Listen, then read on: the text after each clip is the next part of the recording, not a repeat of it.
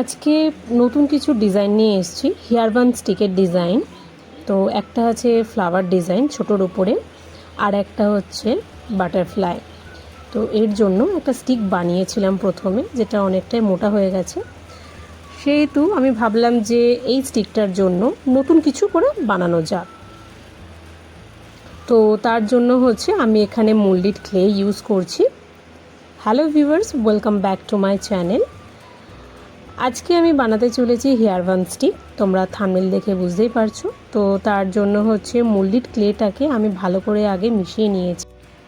আমি round shape দেবো, তো সেই জন্য আমি একটা চুড়ি নিয়েছি, নিয়ে রাউন্ড শেপের আমি বানিয়ে নিচ্ছি। মাঝে মাঝে হচ্ছে ট্যালকাম পাউডার দিয়ে জিনিসটাকে আমি আর একটু শক্ত করে নিচ্ছি, কারণ ট্যালকাম পাউডারটা ইউজ করলে জিনিসটা খুব তাড়াতাড়ি শক্ত হয়ে যায়। আর এখানে হচ্ছে আমি একটা ফুল বানাবো, তো তার জন্য হচ্ছে 4টে আমি ডো করে নিয়েছি। আর এরপরে হচ্ছে পাপড়িগুলোকে করছি। ছোট্ট একটা ফুল বানাবো, তো পাপড়িগুলো রেডি, পাপড়িগুলো শুকিয়েও গেছে। তো এখন হচ্ছে আঠার মাধ্যমে আমি পাপড়িগুলোকে জোড়ে নিচ্ছি। এরপরে যে রাউন্ড শেপটা করে রেখেছিলাম সেখানে আমি ফুলটাকে আঠা দিয়ে জুড়ে নেব। আর এর আগে কিছুটা ক্লে আমি রেখে দিয়েছিলাম, তো সেইটা আর একটু ভালো করে হাত দিয়ে ঘষে সরু করে নিয়েছি। আর এরপরে পেঁচিয়ে পেঁচিয়ে পুরো রাউন্ডটাকে আমি পেঁচিয়ে ঘুরিয়ে নেব।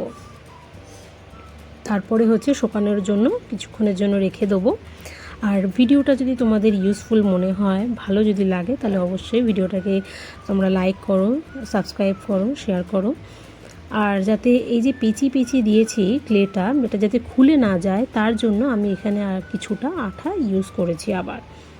তো এই হচ্ছে রেজাল্ট। তো এর পরে হচ্ছে যে ভিডিওটা আসবে সেটা হচ্ছে রঙের ভিডিও। তো তোমরা যদি দেখতে চাও অবশ্যই চ্যানেলটাকে সাবস্ক্রাইব করে রাখো।